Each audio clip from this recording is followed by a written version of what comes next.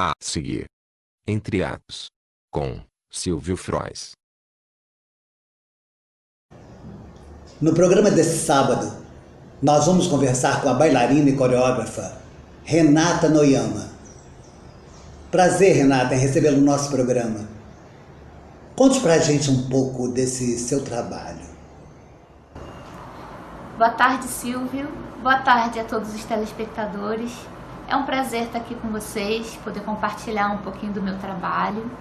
Então, Silvio, como você sabe, eu sou professora da Universidade Estadual do Paraná e lá, junto com o meu trabalho de sala de aula, eu desenvolvo também alguns projetos de extensão. Então, eu venho desenvolvendo há mais ou menos 5 anos projetos de extensão na área de dança.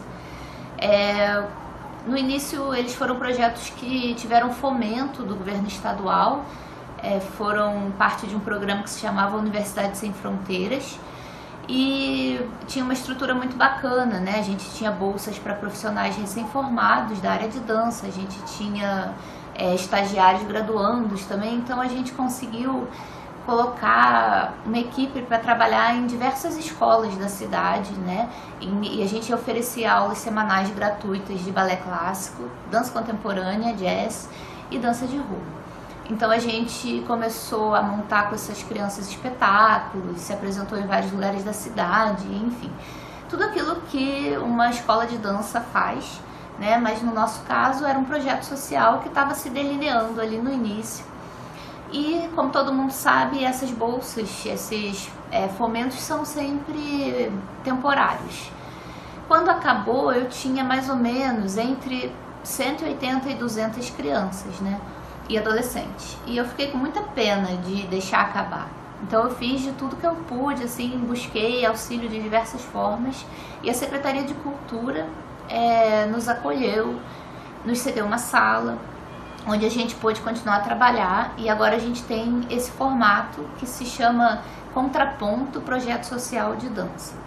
Ele continua sendo um projeto de extensão da Universidade Estadual do Paraná, mas agora a principal forma dele se manter é através da Prefeitura de União da Vitória e principalmente da Secretaria de Cultura. Enfim, a gente continua oferecendo aulas dessas modalidades, enfim, balé clássico, dança contemporânea, danças urbanas e jazz.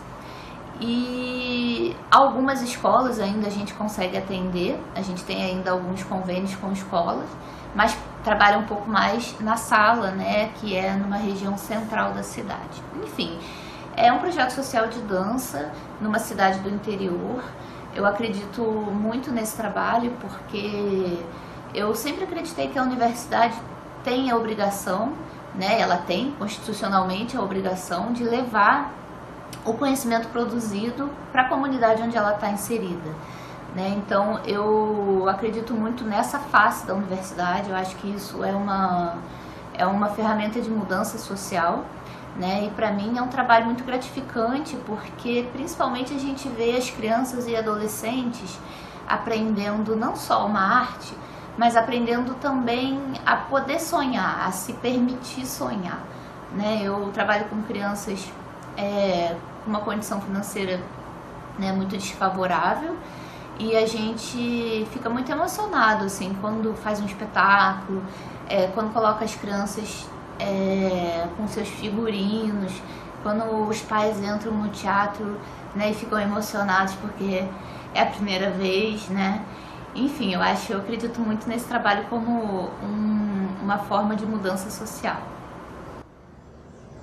É uma realização profissional?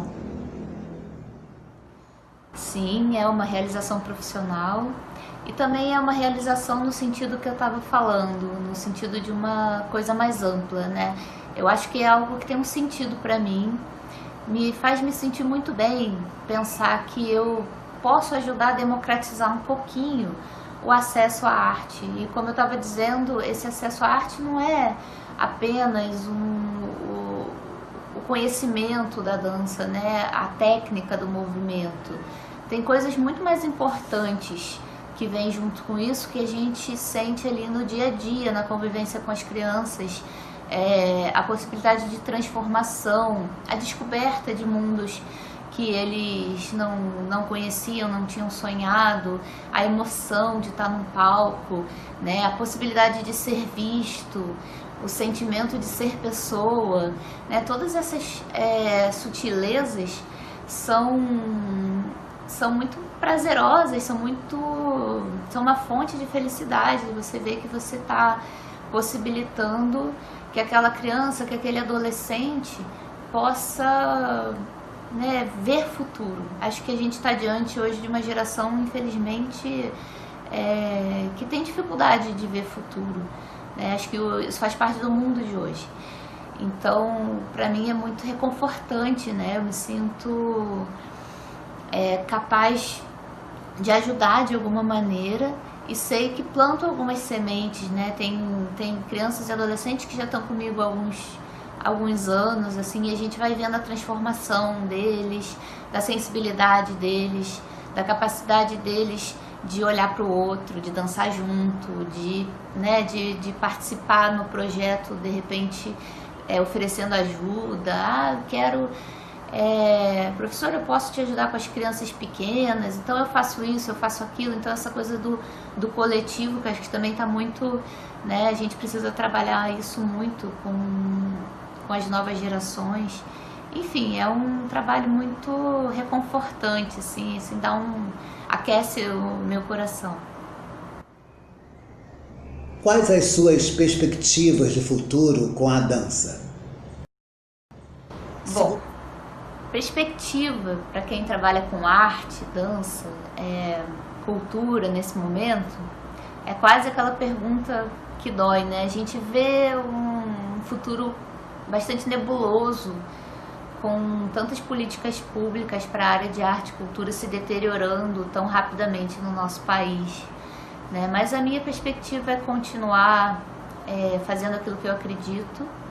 Eu sempre fui uma pessoa inquieta, então no momento eu estou fazendo um segundo doutorado em artes cênicas, né? O meu primeiro doutorado foi em filosofia e agora eu continuo estudando, continuo pesquisando e quero permanecer cada vez mais ligada somente à área de arte, né, nas minhas pesquisas. E faço ainda a formação da Royal Academy of Dance, de professor de balé clássico, né? Então eu sou alguém que fica, né, sempre querendo ir além, nunca estou satisfeita, né? Então não sei te dizer precisamente, né, esse momento de transformação é complicado para todo mundo, né? A gente está vivendo certamente o ano mais difícil da minha vida, posso dizer com certeza, mas a gente tem que acreditar que melhores dias virão, né? A gente tem que lutar por isso também. Então a perspectiva é continuar brigando pelas coisas, né? Aonde a gente está, no serviço público, a gente tem que se manter de pé, a gente tem que fazer resistência a todos esses ataques que a gente tem sofrido nesse momento. Agora conte pra gente uma experiência marcante nessa sua trajetória de bailarina. Poxa, experiências assim são muitas, né? A gente, como artista, tem muitas experiências marcantes, porque é tudo muito intenso. Mas eu tive a oportunidade de viver 2 residências artísticas que foram muito importantes para mim, com o bailarino Ed Martinez, do Tanztheater Wuppertal Pina Bausch, que me ensinaram o método de perguntas e respostas e como isso poderia ser um mergulho muito profundo, né, e de desconstrução. Então, na dança, talvez a gente esteja muito marcado pelas experiências, né, técnicas, pelo nosso conhecimento técnico na hora de se expressar e de criar. E essa proposta que foi criada por Pina Bausch, ali a gente estava trabalhando com um herdeiro de Pina, mas eu acredito que era muito semelhante.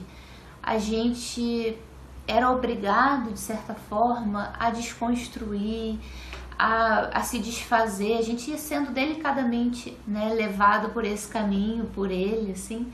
Então a gente precisava desconstruir muito daquilo que a gente tinha enraizado, né, daquilo que a gente estava acostumado a fazer e daquilo que a gente esperava um feedback positivo, enfim, a gente de certa forma é colocado numa zona de desconforto, assim, em que a gente não sabe muito bem o que o coreógrafo está pensando, do que a gente está produzindo ali naquele momento. Até o último momento a gente não sabe o que vai ser a peça final, então ele só constrói, só junta, assim como o Pina Bausch fazia bem no último momento, nos últimos dias. Então, e cada um vai entrando em si mesmo e de certa forma o grupo vai começando a criar junto também. A gente vai conhecendo as pessoas naquilo que elas têm de mais humanos, assim, passando por cima das superficialidades de modo geral, né, do currículo, das aparências e tudo mais. A gente passou, na primeira experiência foram 3 semanas, na segunda foram 4, isso foi em 2015 e 2018, na Universidade Federal de Santa Maria. Então a gente passava 8, 9, 10 horas por dia criando a partir de perguntas que ele jogava, né? Então era em silêncio, então a gente também não tinha música e a gente ia cada vez mais profundamente nas emoções, assim. Acho que foi aquilo, todos esses processos, esses 2 processos foram muito bonitos, assim, quando você vê o resultado final, para mim é muito emocionante pensar que a gente dançou naquele palco fragmentos de todo mundo. É muito bonito isso. Então, Renata, quais as inspirações para você nesse mundo da dança? Então, ao longo da minha vida de bailarina, eu tive muitas inspirações. As pessoas que mais me marcaram, assim, eu diria que foram professores de balé clássico extremamente obsessivos e obstinados e apaixonados pela dança clássica. Eu poderia citar alguns: a Rosângela Souza, aqui de Niterói, o Ronaldo Martins, do Teatro Municipal, um professor que eu tive durante um tempo de formação em Barcelona, que se chamava Diego Leiva. Enfim, são professores que tinham essa mesma marca, assim, de uma força muito grande, de uma afirmação muito potente da arte, assim. Então, são pessoas cujos rastros eu carrego na minha maneira de entender a dança, né, na minha maneira de exercer a profissão de professora de balé. E acho isso muito importante, muito fundamental, assim, porque é a força que nasce da nossa própria alma, né? A gente poder passar isso adiante, poder dar a novas gerações essa mesma paixão, né, que eu aprendi deles, essa maneira de trabalhar, um pouco workaholic, assim, né? Sempre muito incansável. Essas são as minhas grandes inspirações. Mas tem também aquelas inspirações teóricas, né? Eu gosto muito do trabalho de Pina Bausch, principalmente na forma de criar, né? Ela trabalhou com um método de perguntas e respostas, em que os bailarinos precisavam dar respostas com seus próprios corpos a questões provocadoras, né, de Pina Bausch. E ela dizia que essas questões, embora cada um respondesse no sentido pessoal, né, enfim, com as suas próprias memórias, com as suas próprias verdades, ela não perguntava nada de pessoal propriamente dito, né? Ela queria que os bailarinos estivessem, de certa forma, anônimos atrás daquelas respostas. Eu acho isso extremamente interessante, assim, porque força uma busca, de certa forma, de falar de questões muito humanas. Então eu acho isso muito bonito, assim, eu acho isso muito inspirador, né? Se a palavra aqui é inspiração. E o que você teria para dizer a essas novas gerações de bailarinos? Bom, esse é um desafio cotidiano, né? O que dizer para as minhas alunas, para os meus alunos que sonham com a dança, que gostariam de se tornar bailarinos profissionais. Mas eu tenho um ponto, assim, que eu penso sobre a realidade como um todo hoje. A gente tem uma realidade muito intermediada pela técnica, e cada vez mais as crianças nascem, né, e crescem dentro de um mundo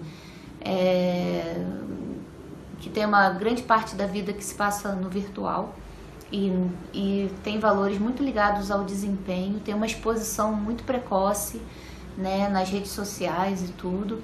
Então, uma das coisas que eu tomo cuidado e que eu tento passar para elas é que, para além dessas aparências, dessa coisa que aparece, né, no mundo virtual, a gente também precisa ter paixão, a gente também precisa ter alma, a gente também precisa ter pés no chão, né, porque não vão ser todas as alunas de dança que vão ter um Instagram que tem 1 milhão de seguidores, assim. Então, que elas não se pautem só nesses valores, né, que elas questionem um pouquinho também esses valores e amem a dança, que gostem de dançar, que façam isso para elas mesmas, né, e que façam isso como um trabalho sério, tentando colocar profissionalismo assim desde os primeiros momentos. Eu acho que isso é importante a gente formar as nossas novas gerações nesse sentido. Esse foi o nosso programa Entre Atos desse sábado. Conversamos com a bailarina e coreógrafa Renata Noyama. Renata, muito obrigado e muitas felicidades na sua trajetória. Vocês, até a próxima!